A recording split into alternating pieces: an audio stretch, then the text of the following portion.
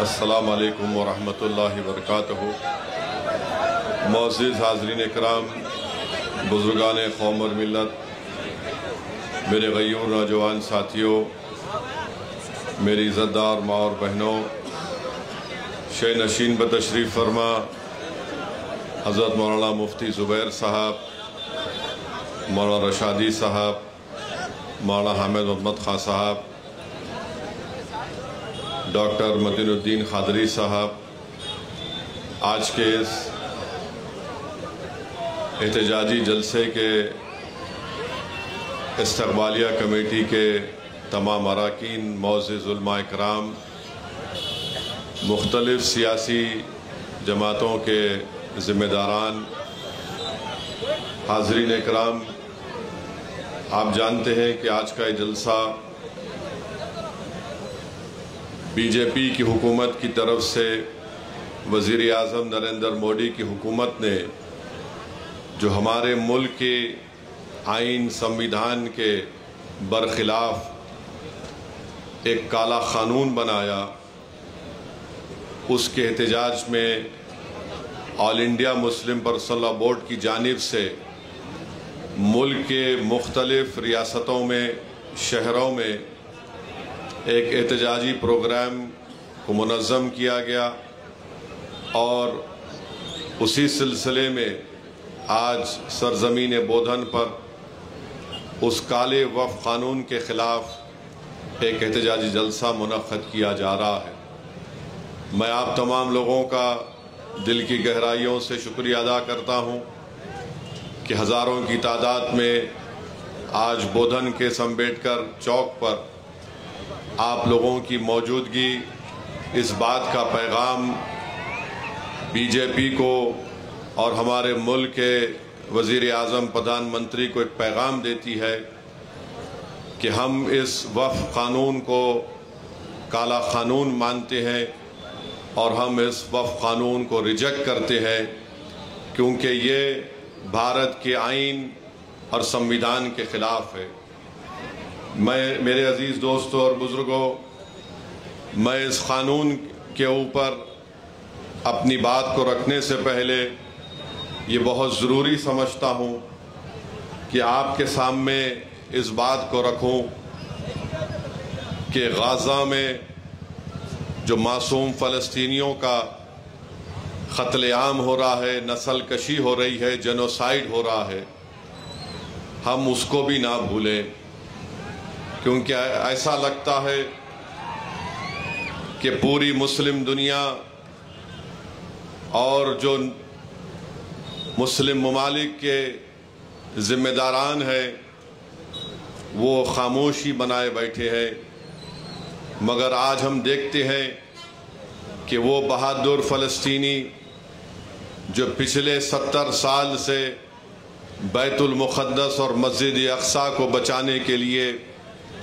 اپنی جد و جہد کر رہے ہیں، اور ایک سال کے اندر 60,000 سے زیادہ فلسطینیوں کا قتل اسرائیل کی بنیامین نتنیاہو کی ظالم حکومت نے ان پر حملہ کر کے قریب 60,000 فلسطینیوں کی جانیں لیں۔ 2 لاکھ فلسطینی غزہ میں لاپتہ ہیں، مسنگ ہیں، یا تو وہ کسی بلڈنگ کے ملبے میں پھنسے ہوئے ہیں یا پھر کسی بلڈنگ کے ملبے میں پھنسے ہوئے ہیں، اور ان کی لاشیں ان کے خاندان کو نہیں ملتی ہیں۔ آپ کو جان کر تکلیف ہوگی کہ ورلڈ ہیلتھ آرگنائزیشن نے کہا کہ غزہ میں ایسے 10,000 فلسطینیوں کو فوری وہاں سے نکالنا چاہیے تاکہ ان کو ایسے اسپتال میں ان کا طبی علاج کیا جا سکے، کیونکہ ان کو بہت گہرے زخم لگے ہیں اسرائیل کی بمباری اور اسرائیلی فوجوں کی حملوں کی وجہ سے۔ یہ WHO کی رپورٹ ہے کہ 10,000 فلسطینیوں کو فوراً نکال کر دوسرے اسپتالوں میں منتقل کرنا چاہیے۔ دنیا یہ کہہ رہی ہے کہ غزہ میں پوری دنیا میں سب سے زیادہ اگر بچوں کے ہاتھ اور پیر کٹے ہوئے ہیں تو غزہ میں ایسے 10,000 سے زائد بچے جن کے ہاتھ اور پیر کٹے ہوئے ہیں۔ میرے عزیز دوستوں اور بزرگوں، ہم یہ بھی دیکھتے ہیں کہ امریکہ اور اسرائیل کی طرف سے ایک غزہ ہیومینیٹیرین فاؤنڈیشن بنایا گیا، جو غزہ میں اسرائیل ظالم نتنیاہو کی حکومت نے حملہ کیا تو 12 لاکھ لوگوں کے گھر توڑ دیے گئے بمباری سے۔ 12 لاکھ لوگ غزہ میں بے گھر ہیں، ہزاروں لاکھوں کی تعداد میں لوگ بھوکے ہیں۔ تو یہ GHF نامی فاؤنڈیشن جب ان معصوم فلسطینیوں کو کہہ کر بلاتا ہے کہ آؤ ہم تم کو کھانا دیں گے، تو جب وہاں پر یہ فلسطینی پہنچتے ہیں تو ان پر فائرنگ کی جاتی ہے۔ اس فائرنگ میں 830 فلسطینیوں کی جانیں جا چکی ہیں۔ میرے عزیز دوستوں اور بزرگوں، ہم اپنی دعاؤں میں ان فلسطینیوں کے لیے دعا کریں۔ ہم اپنی دعاؤں میں اللہ سے دعا کریں کہ اللہ وہ ظالم بنیامین نتنیاہو کی حکومت کا خاتمہ بھی کرے اور اللہ ان لوگوں سے اپنا حساب کرے۔ میرے عزیز دوستوں اور بزرگوں، دنیا میں اگر کوئی کربلا کی داستان کو کوئی دہرا رہا ہے آج کی تاریخ میں، تو وہ فلسطینی غزہ میں اور مغربی کنارے میں آج جدوجہد کر رہے ہیں، جو حسینی پرچم کو تھام کر وقت کے فرعونوں سے، نمرودوں سے پنجہ آزمائی کر رہے ہیں، تو وہ فلسطینی ہیں۔ ہم چاہے بودن میں ہوں یا سرزمین بھارت میں ہوں، اگر ہم انصاف کو پسند کرتے ہیں، اگر ہمارے دلوں میں انسانیت ہے، تو ہم کو ان ظالم حکومت کے ظلم کی مذمت کرنی چاہیے اور پوری دنیا کو یہ روکنا چاہیے جو جینوسائیڈ نتنیاہو کی حکومت کر رہی ہے، جس کو انٹرنیشنل کرمنل کورٹ نے، جس کو انٹرنیشنل کورٹ آف جسٹس نے اس کے خلاف وارنٹ جاری کیے۔ مگر افسوس ہوتا ہے کہ امریکہ اور برطانیہ اس انٹرنیشنل کورٹ آف جسٹس کے ججوں پر سینکشن لگاتی ہے کہ کیسے تم نے نتنیاہو اور اس کے وزراؤں کے اوپر آپ نے وارنٹ کو جاری کیا۔ میرے عزیز دوستوں اور بزرگوں، ہم ہماری حکومت سے بھی مطالبہ کرتے ہیں کہ بھارت نے ہمیشہ فلسطینیوں کا ساتھ دیا، چاہے وہ نہرو ہو یا پھر گاندھی ہو، انہوں نے ہمیشہ فلسطینی کاز کی تائید کی۔ ہم اپنی حکومت سے مطالبہ کرتے ہیں کہ وہ فلسطینیوں کے ظلم کے خلاف آواز اٹھائیں۔ صرف یہ بولنا کافی نہیں ہے کہ ہم 2 اسٹیٹ سلوشن کے قائل ہیں۔ جو فلسطینیوں پر جینوسائیڈ ہو رہا ہے، اس جینوسائیڈ کو رکانا بھارت کی بھی ذمہ داری ہے کہ وہ 2 ٹوک الفاظ میں اس ظالم نتنیاہو کو کہے کہ فلسطینیوں کی نسل کشی کو روک لگائی جائے، ان کو ان کا جائز مقام ملنا چاہیے۔ دوسری بات میرے عزیز دوستوں اور بزرگوں، وہ ہے بہار میں جو الیکشن کمیشن کی جانب سے انٹینسیو ریویژن کے نام پر جو ووٹر لسٹ اب بنائی جا رہی ہے، میں تلنگانہ کے آپ تمام لوگوں سے، خاص طور سے بھارت کے غریبوں سے، چاہے وہ کسی مذہب سے ان کا تعلق ہو، خاص طور سے مسلمانوں سے، دلتوں سے، آدیواسیوں سے یہ کہہ رہا ہوں کہ آپ تیار ہو جائیے۔ اگر تلنگانہ ہو یا ویسٹ بنگال ہو یا تامل ناڈو ہو یا بھارت میں پورے ریاستوں میں اس طرح کا انٹینسیو ریویژن کروایا جائے گا، تو میری آپ لوگوں سے اپیل ہے کہ آپ لوگ اپنا ایک ایک کا برتھ سرٹیفکیٹ بنائیے۔ ہاں، جو ہمارے بزرگوں کی عمر 70 سال کے اوپر ہے، ان کا برتھ سرٹیفکیٹ اگر ہے تو بہت اچھا ہے، اگر نہیں ہے تو آپ ان کا پاسپورٹ بنائیے، آپ برتھ سرٹیفکیٹ اپنا بنائیے، اور اگر 10th کلاس کی مارک شیٹ ہے تو اس کو تیار رکھیے، اگر کاسٹ سرٹیفکیٹ ہے اس کو تیار رکھیے، اگر نہیں ہے تو بنوائیے، پاسپورٹ نہیں ہے تو بنوائیے، برتھ سرٹیفکیٹ نہیں ہے تو بنوائیے۔ اگر کوئی ریٹائرڈ پینشنر ہے تو جو پینشن کا آرڈر ملتا اس کو اٹھا کر رکھیے. اگر آپ کو 2 BHK کا سرٹیفکیٹ ملتا ہے کہ آپ کو 2 BHK دیا گیا, اس کو اٹھا کر حفاظت سے رکھیے. اگر زمین گورنمنٹ نے آپ کو الاٹ کی تو اس کو اٹھا کر رکھیے. اگر آپ گورنمنٹ کے ملازم ہیں یا تھے, اس کا ID کارڈ اٹھا کر رکھیے. کیونکہ یاد رکھیے میری اس بات کو کہ اب جب انٹینسو ریویژن ہو رہا ہے تو الیکشن کمیشن نے جو ہدایتیں BLOs کو دی ہیں بہار میں, اس میں یہ کہا گیا کہ اگر الیاس صاحب کے گھر پر کوئی 3 مرتبہ BLO چلا جائے گا اور 3 مرتبہ کسی جائز وجہ سے الیاس صاحب اپنے گھر پر مقیم نہیں ہوں گے تو BLO اس کی اطلاع ERO کو اور AERO کو دے گا. اور یہ AERO اور ERO کو اختیار حاصل ہے کہ وہ 1955 کے سٹیزنشپ ایکٹ کے تحت ان تمام عہدیداروں کو اطلاع دینا کہ الیاس صاحب شاید بھارت کے ناگرک نہیں ہیں. تو یہ سٹیزنشپ کا مسئلہ پیدا ہو جائے گا. تلنگانہ میں بھی انٹینسو ریویژن ہوگا, بلکہ پورے ملک میں ہوگا.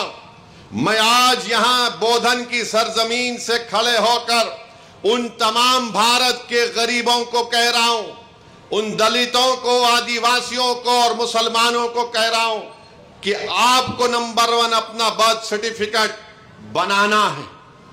10th کلاس اگر کسی نے کیا تو مارک شیٹ تیار رکھنا ہے. کاسٹ سرٹیفکیٹ ہے تو تیار رکھیے, اور اگر آپ اس کاسٹ میں آتے ہیں اس کا سرٹیفکیٹ نکلوائیے. آپ کے پاس اگر گورنمنٹ کی سکیم کا دیا ہوا 2 BHK کا سرٹیفکیٹ ہے تو اس کو اٹھا کر رکھیے. یہ اس لیے کہہ رہا ہوں کہ 10 ڈاکیومنٹ کی بات جو الیکشن کمیشن نے بہار میں کی وہ یہی 10 ڈاکیومنٹ ہیں.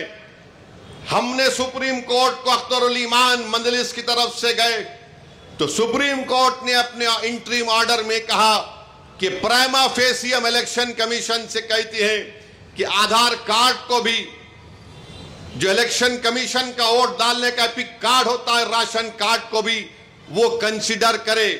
تو یہ ضروری ہے, یاد رکھیے جب تلنگانہ میں یا آپ کے کسی ریاست میں یہ انٹینسو ریویژن ہوگا تو آپ لوگ پریشان ہونے کی ضرورت نہیں, ابھی وقت ہے. پاسپورٹ بنا سکتے, دبا کے پاسپورٹ بناؤ. برتھ سرٹیفکیٹ نہیں ہے تو برتھ سرٹیفکیٹ بناؤ. کاسٹ سرٹیفکیٹ ہے یا نہیں ہے, آپ آتے ہیں اس کاسٹ میں تو اس کاسٹ سرٹیفکیٹ کو بنا کے رکھو. یاد رکھو میری اس بات کو, اگر آپ کا نام ووٹر لسٹ سے نکل گیا تو مودی کو سب سے زیادہ خوشی ہوگی. کیوں خوشی ہوگی؟ کیوں خوشی ہوگی بتاتا ہوں میں آپ کو. آپ کا نام جب تک ووٹر لسٹ میں رہا, جیسا ہم اب مودی سے سوال کر رہے ہیں, بتاؤ غریب غریب کیوں ہوتے جا رہا اور دولت مند کیوں ہو رہا ہے, تو مودی یہ نہیں چاہتے کہ کوئی ان سے سوال کرے. اگر نوجوانوں تمہارا نام ووٹر لسٹ سے نکل گیا تو تم کو اختیار حاصل نہیں ہوگا بھارت کے پردھان منتری سے پوچھنے کے لیے کہ کیوں بے روزگاری میرا مقدر بن گیا. اور جس طریقے سے بار بار یہ کہا جا رہا ہے کہ فلاں علاقے میں بنگلہ دیشی ہے, فلاں علاقے میں روہنگیا میانمار کے لوگ ہیں, فلاں علاقوں میں نیپالی لوگ آ کے بس گئے, یہ سب تیاریاں کی جا رہی ہیں. میں آپ کو ذمہ داری سے باخبر کر رہا ہوں. یہ جذبات میں لانے کے لیے, یہ ڈرانے کے لیے نہیں کہہ رہا ہوں.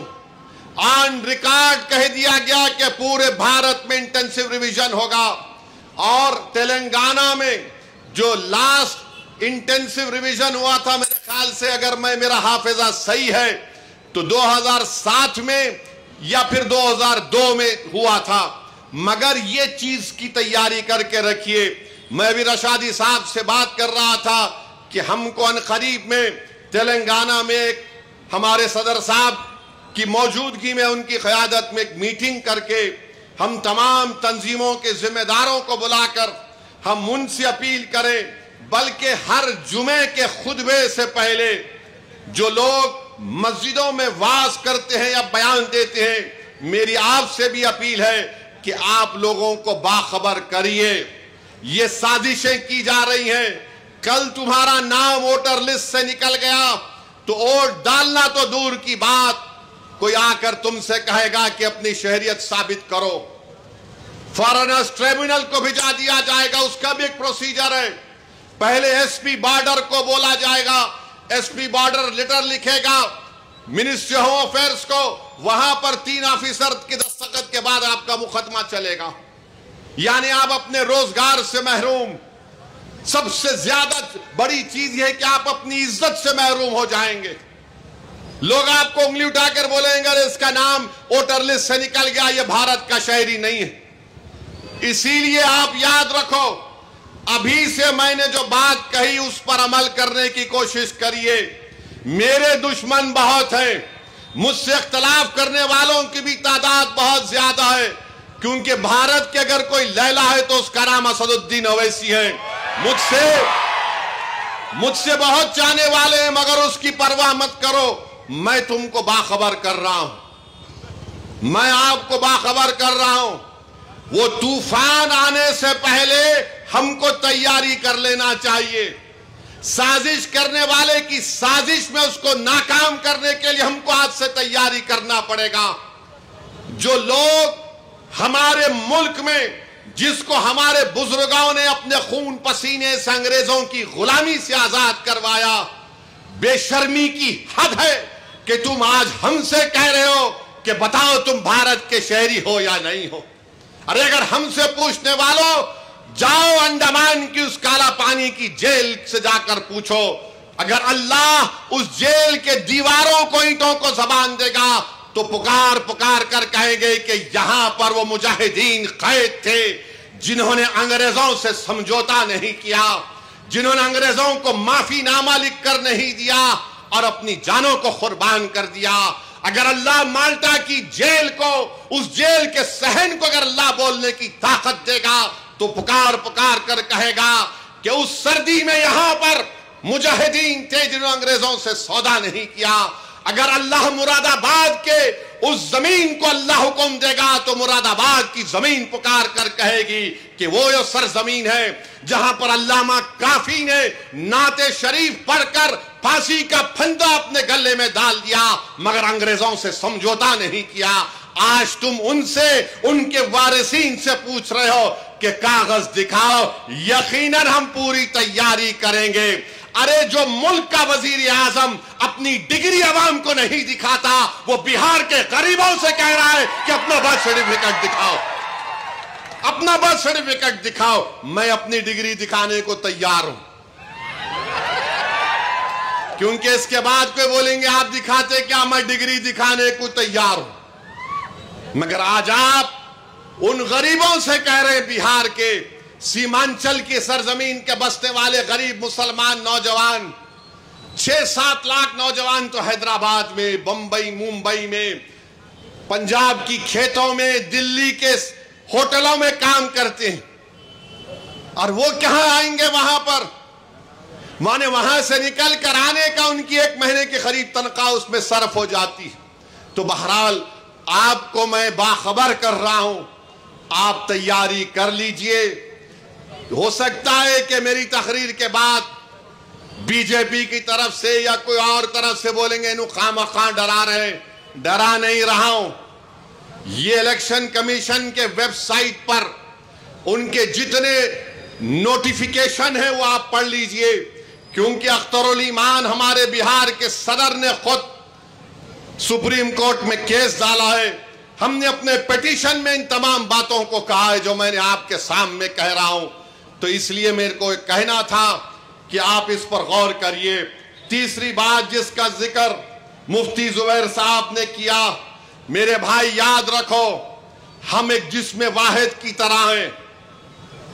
اگر ہمارے جسم میں کسی ایک جگہ تکلیف ہوتی تو ایمان یہ پکار کر کہہ رہا ہے کہ تم مومن اسی وقت ہو جب تم کسی کی تکلیف کو اپنے سینوں میں محسوس کرو گے. آج آسام میں جو کچھ ہو رہا ہے, بنگالی مسلمان ہیں. آسام میں 2 قسم کے مسلمان, ایک بنگالی زبان بولنے والے جن کو میاں بولتے، اور ایک دوسرے آسام کے مقامی جس کو انگریزی میں بولتے انڈیجینیس. آپ کو جان کر تکلیف ہوگی کہ آسام میں وہاں کے چیف منسٹر نے ایک مشن وسندھرا شروع کیا، جس کے تحت اگر کوئی گورنمنٹ کی زمین پر اپنا گھر بنا لیا، کھیتی باڑی کر رہا ہے، تو اس کو حکومت ان کو زمین کے حقوق دے گی، ریگولائز کرے گی. مگر بنگالی زبان بولنے والے مسلمانوں کو مشن وسندھرا میں ان کو زمینیں نہیں دی جا رہی ہیں. آپ سوچو تھوڑی دیر کے لیے، جولائی 2025 میں 3,300 بنگالی زبان بولنے والے بڑی تعداد میں مسلمان بھی، ہندو بھی ہیں تھوڑے بہت، ان کو بے دخل کر دیا گیا، ان کو نکال دیا گیا. کتنے؟ 3,300 پریواروں کو، 3,300 افراد کو نہیں. اگر 3,300 کو آپ پکڑ لئے، اس کی بیوی اور 2 بچے، تو آپ یہی 7-8 ہزار ہو جاتے. ایک مہینہ بھی نہیں ختم ہونے آ رہا ہے، قریب 7,000 لوگ بے گھر ہو گئے. ڈبری میں، لکھیم پور میں، نلباری میں، گولپارا میں، اور جو گورنمنٹ لینڈ پر گھر بنا لیے، فارسٹ لینڈ پر گھر بنا لیے. صرف ڈبری میں 1,400 خاندانوں کو ان کو ہٹا دیا گیا. کیوں؟ کیونکہ وہاں کے مکھیہ منتری کہہ رہے میں تھرمل پلانٹ بناؤں گا. ایک بڑے سرمایہ دار کو بلا کر کہہ رہے اور پاور پلانٹ بنا رہے، اور 1,400 لوگوں کو بے گھر کر دیا گیا. پھر جولائی 12 کو آسام کے مکھیہ منتری نے بیان دیا کہ یہ کون بنگالی مسلمان زبان بولنے والے مسلمان ہیں جو 200-300 کلومیٹر دور جا کر اپنے گھر بار کو بساتے ہیں. یہ سازش ہے، کہہ رہے وہ، کہہ رہے سازش ہے ہم کو اقلیت بنانے کے لیے. کیا کوئی چیف منسٹر اس طرح کی بات کرے گا جو بابا صاحب امبیڈکر کے سمویدھان پر حلف لیا، اوت لیا؟ اور پھر 11 جولائی کو چیف منسٹر نے کہا کہ ہم 25,000 ایکڑ کو صاف کر چکے ہیں، 25,000 ایکڑ کو. اور پھر 12 سپٹمبر 2024 کو پولیس فائرنگ میں جبیر علی حیدر علی کی موت ہو گئی. اب میرے کو معلوم ہے کہ میرے اس تقریر کے بعد، کیونکہ ہم لیلا ہیں، ہمارے پورے مجنو ہمارے پیچھے کل سے پیچھے پڑ جائیں گے. مگر سنو میری بات کو. آسام کی اکنامک سروے کی رپورٹ ہے اسمبلی کی 2016-17 میں، جس رپورٹ کو آسام کے اسمبلی میں ٹیبل کیا گیا تھا، وہ یہ کہہ رہی ہے کہ 7,000 کلومیٹر 7,000 اسکوائر کلومیٹر آسام کی زمین پانی سے کٹ جاتی. سیلاب آیا تو کٹ جاتی ہے. کتنا؟ 7,000 ایکڑ نہیں، 7,000 اسکوائر کلومیٹر 1950 سے. یہ اکنامک سروے میں کہا گیا. یعنی 7.4% اسٹیٹ کا حصہ سیلاب یا کسی وجہ سے، نیچرل وجہ سے زمین کٹ گئی. تو ہوتا کیا ہے؟ اچھا، ایروجن میں جو زمین کٹ جاتی ہے، 8,000 ہیکٹر ایسی زمین ہے جہاں پر زراعت نہیں کر سکتے کیونکہ مٹی جمع ہو جاتی. اور آسام میں کیا ہوتا؟ سیلاب آیا تو لوگ، یہ زمین کٹ گئی، ایک 10 گاؤں چلے گئے تو کشتی میں اپنا سامان رکھا، دوسری جگہ پر جا کر اپنی جھوپڑی لگا لی. بتاؤ یہ کون سی حکومت ہے جو جھوپڑیوں کو کھاڑ کر غریبوں کو بے گھر کر رہی ہے؟ کیسا بھارت، وکشت بھارت بنے گا؟ میرا بھی خواب ہے کہ بھارت 2047 تک وکشت بھارت بنے. مگر کیسا وکشت بھارت بنے گا جب ہم غریبوں کو صرف غریبی کے نام پر گھروں سے نکال رہے آسام میں؟ اور کیا یہ بات سچ نہیں ہے کہ 9 اپریل انڈیا ٹوڈے کا کانفرنس میں لیٹ ارون جیٹلی نے کیا یہ نہیں کہا تھا کہ بھارت میں 30 کروڑ لوگوں کے پاس زمین نہیں ہے؟ 30 کروڑ غریبوں کے پاس بھارت میں زمین نہیں ہے. بتاؤ مودی جی، بتاؤ آر ایس ایس، بتاؤ بی جے پی کے نیتا جو آئے دن گالیاں دیتے ہیں. ارون جیٹلی نے کہا تھا 2015 इंडिया टुडे के कॉन्क्लेव या कॉन्फ्रेंस में 9 अप्रैल को 30 करोड़ लोगों के पास भारत के जमीन नहीं है, लैंडलेस है, और आसाम में एक तरफा कार्रवाई की जा रही, एक तरफा कार्रवाई हो रही है। हम दुआ करें कि अल्लाह सुब्हानहू व तआला उन आसाम के बंगाली जबान बोलने वाले मुसलमानों की अल्लाह उनकी मदद फरमाए। जो हुकूमत जुल्म कर रही है, याद रखो तुम वक्तिया तौर पर जुल्म करोगे, तुम्हारा जुल्म मिटेगा इंशाअल्लाह ताला, तुम्हारा जुल्म मिटेगा, तारीख में तुम्हारा नाम नहीं होगा। तुम एक असेंबली का इलेक्शन जीतने के लिए गरीबों को अपने घर से बेघर कर रहे हो। अरे क्या तुम जमीन नहीं दे सकते? तुम्हारी हुकूमत की मिशन वसुंधरा में तुम क्यों नहीं देते आसाम में बंगाली जबान बोलने वाले मुसलमानों को? तो मेरे अजीज दोस्तों और बुजुर्गों, ये बहुत जरूरी है कि हम इन बंगाली जबान बोलने वाले हमारे मुस्लिम भाइयों को याद रखें। अब आ जाइए वक्फ के कानून पर। हमारे हिंदू भाइयों से हम कहना चाह रहे हैं, क्या तेलंगाना के एंडोमेंट बोर्ड में कोई गैर बन सकता? नहीं बन सकता। क्या तेलंगाना के हिंदू एंडोमेंट बोर्ड में कोई कमिश्नर गैर हिंदू हो सकता? नहीं हो सकता।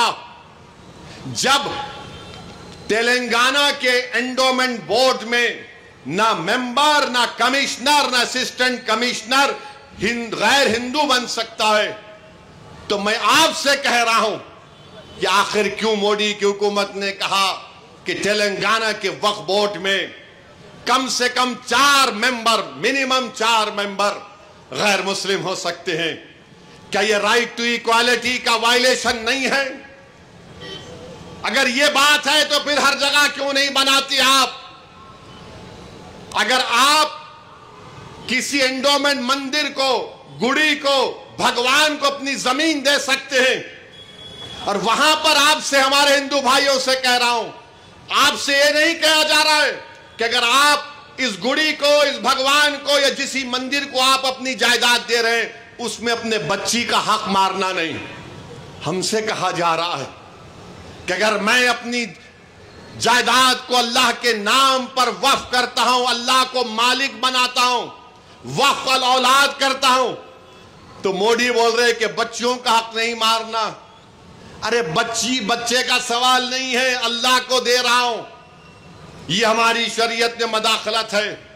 ट्रांसफर ऑफ प्रॉपर्टी एक्ट है। ओरल हम गिफ्ट दे सकते, इसको हिबा बोल सकते। अब मोदी ये बोल रहे कि ओरल आप प्रॉपर्टी अपनी औलाद को दे सकते, मगर ओरल आप प्रॉपर्टी कानून बनने के बाद वक्फ बोर्ड को नहीं दे सकते। क्या यह ट्रांसफर ऑफ प्रॉपर्टी एक्ट के खिलाफ नहीं है?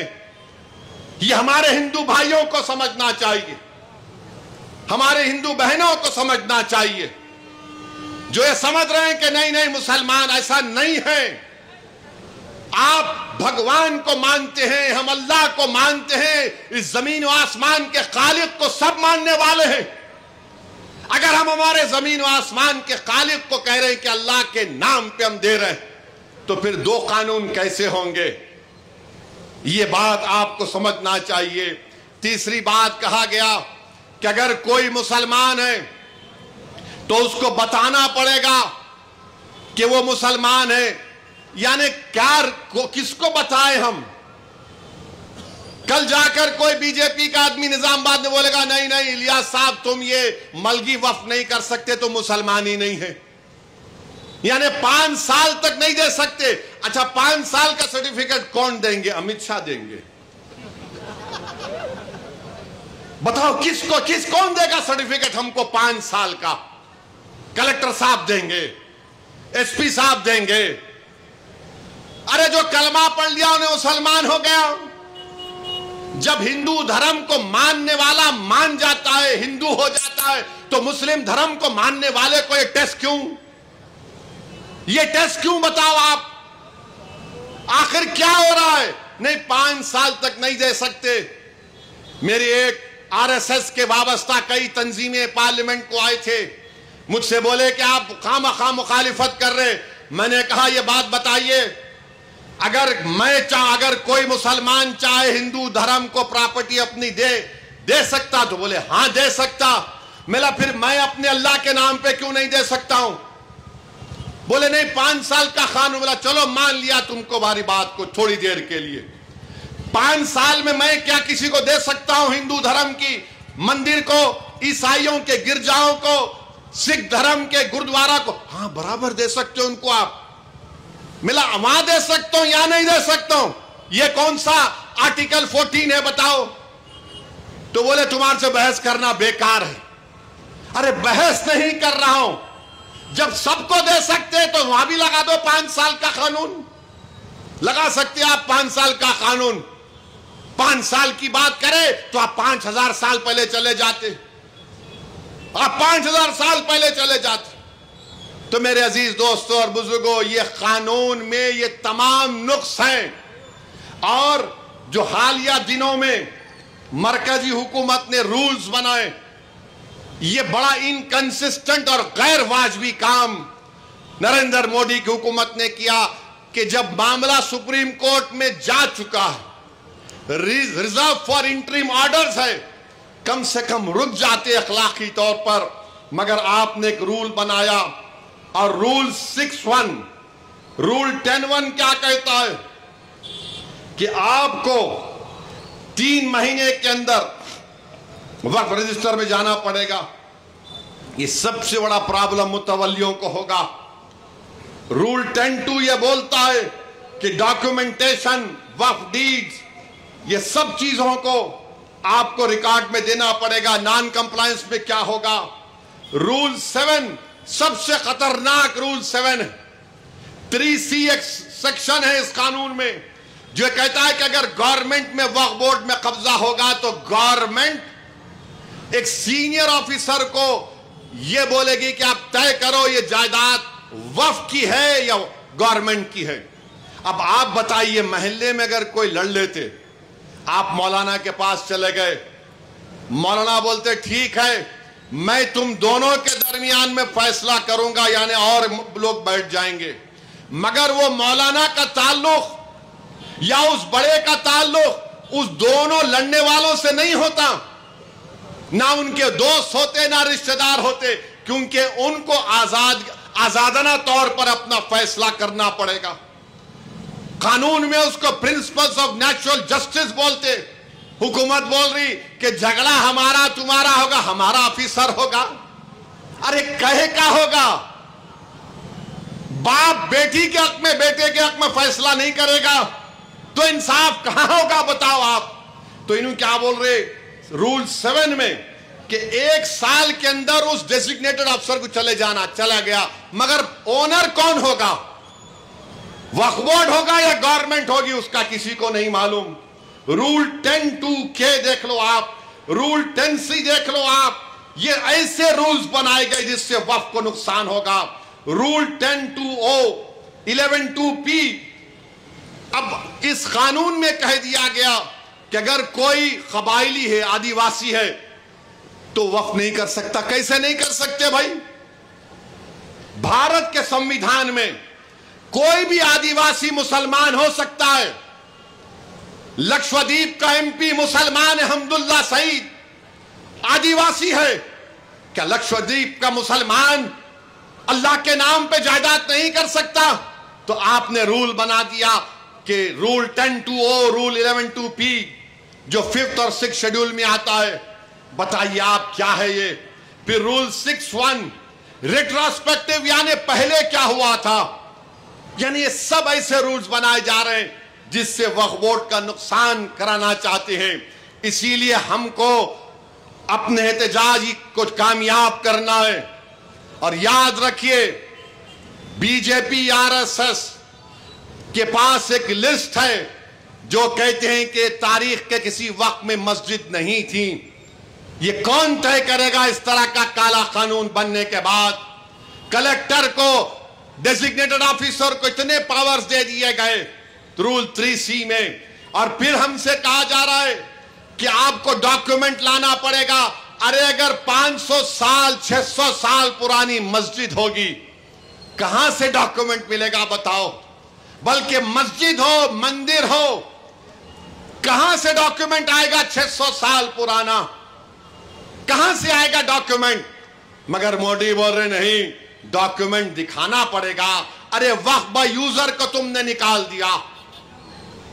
बाबरी मस्जिद, राम मंदिर के केस में सुप्रीम कोर्ट ने कहा था कि वक्फ यूजर का ताल्लुक भारत के आईन के बेसिक स्ट्रक्चर से है।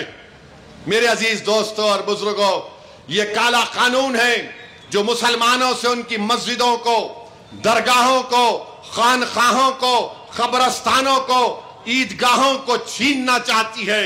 यह कानून इसलिए लाया गया ताकि मुस्तकबिल में कोई भी वक्फ ना कर सके।